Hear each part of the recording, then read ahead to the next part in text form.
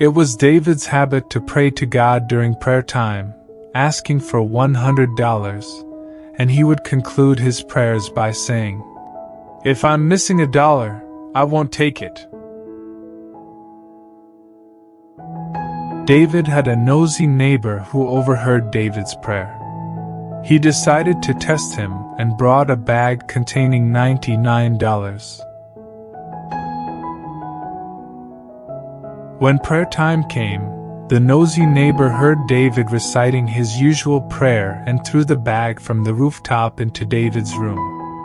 David found the bag, counted the money, and discovered there were only $99. He said, "The one who gave me $99 won't hesitate to give me $1 more. He will send it to me." Then he quickly hid the bag in his pocket. The nosy neighbor hurried to David and asked him to give him his money. David replied, "What money?" The nosy neighbor said, "The money that was in the bag." David asked, "What bag?" The nosy neighbor started narrating the story to him and said, "I just wanted to play a prank on you and see if you truly believe in what you ask from God." David responded, "I asked from God, not from you." The nosy neighbor insisted, "But this is my money." David denied it, saying, "No, it is from God." The nosy neighbor threatened, "If you don't give me my money, I will take you to judge." David said, "I am an old man, and it's cold outside. I can't go out." The nosy neighbor rushed back to his house and returned with a donkey and a piece of fine wool. He told David, "Now you've lost your prayer. Put on this fur and ride the donkey with me." David complied, put on the fur, rode the donkey, and they both headed to the judge. The nosy neighbor recounted his story, and the judge turned to David and asked for his opinion. David said, "He's lying. He didn't give me the money by hand, nor did he give me $1. But he witnessed me counting the money and claimed it as his own. I wouldn't be surprised if he also claims ownership of the donkey outside." The nosy neighbor feared that the donkey might end up with David along with the money, especially as he had no evidence or witnesses. The audacious meddler exclaimed, "Do you deny that this is the donkey I brought for you to ride, David?" To which David replied, "Have you seen, Your Honor, that this impostor will not hesitate to claim ownership of everything I have, even the clothes I wear?" The nosy neighbor exclaimed, "Do you deny that this piece of clothing also belongs to me?"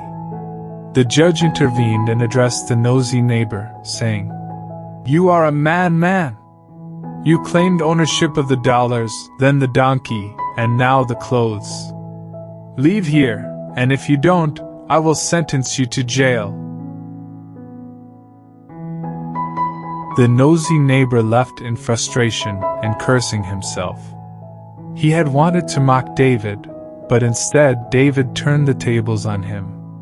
David mounted the donkey, and the nosy neighbor regretted his actions. David then returned home, took off the fur, retrieved the dollars, and led the donkey to the nosy neighbor's house.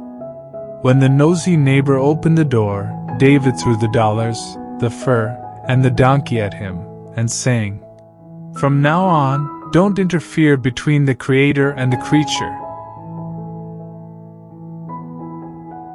Old saying, once there was a farmer who had 2 oxen to guard his land, and he also owned a donkey to ride to work.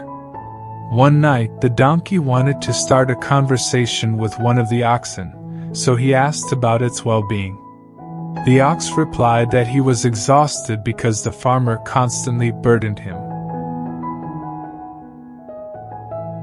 The donkey kindly advised the ox to leave his food and not eat it that night, suggesting that the farmer would assume he was sick and relieve him from work. The next day, before the ox's feeding time, the farmer went to check on him and found no food in the trough. Assuming the ox was sick, the farmer left him and went to the donkey, tied him with the other ox, and made him work the land. Then the donkey confessed, saying, "Indeed, the one who called me a donkey spoke the truth, and what happened to me today is the greatest evidence of that." When he returned in the evening, the ox thanked him and asked for another piece of advice. The donkey replied, "I have only one advice that I follow before giving it to others.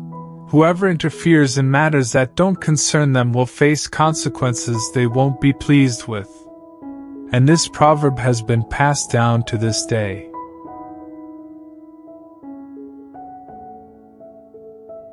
When someone interferes in matters that don't concern them, it's a violation of others' privacy. We should respect individuals' boundaries and their right to make decisions and act according to what matters to them. This is a matter of respecting privacy. We should carefully consider before intervening in matters that don't involve us. While we may have opinions and feelings about various topics, we should question the significance of expressing them and their impact on others before interfering. And this is a matter of the necessity of thinking before speaking. Instead of meddling in matters that are not our concern, we should learn how to engage with others' perspectives and communicate in a constructive manner. We can exchange ideas and opinions in ways that enhance understanding and collaboration, rather than engaging in conflict and disputes. And this is the learning respect and constructive dialogue. We should grant others the freedom and space to express their opinions and make their own decisions. They may have information and circumstances that we are not aware of, and therefore, we should refrain from interfering in their personal matters, this from out giving space to others.